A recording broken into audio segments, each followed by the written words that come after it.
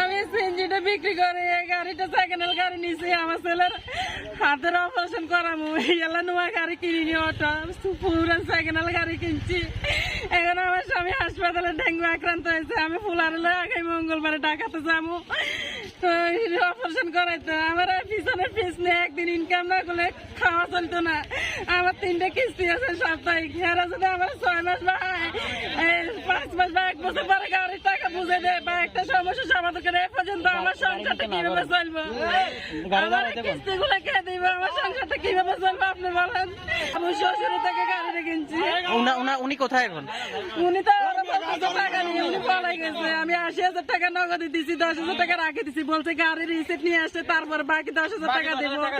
এর আগে দিব না। এরপরে 80,000 টাকা নিয়ে পলাই গেছে, আর আসে নাই। এর ভিতরে এরা গাড়ি নিয়ে যাচ্ছে থানা থেকে।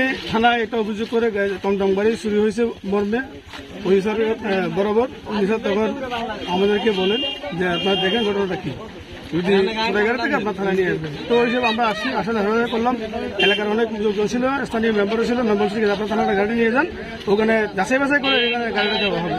এগুলো আমার বক্তব্য। এখন গাড়ি পাইছি যে গাড়িতে ছিল এই গ্যারেজের মধ্যে, গ্যারেজের পরিচালক ছিল, কিন্তু গ্যারেজের মালিক নাকি ওখান থাকে। পরবর্তীতে আমরা গাড়িটা এখন নিয়ে চলে যাচ্ছি। অভিযুক্ত কাউকে পাইছেন? অভিযুক্ত এখানে যারা অভিযুক্ত করছে এরকম ব্যক্তি আমরা পাই নাই, যে ওনারা এখানে অসুস্থ হাসপাতালে ভর্তি এরকম তথ্য দিল। আচ্ছা, এখন কি এটা থানাতে যাচাই বাছাই হবে? তারপরে আমরা দেওয়া হবে, প্রকৃত মালিককে দেওয়া হবে।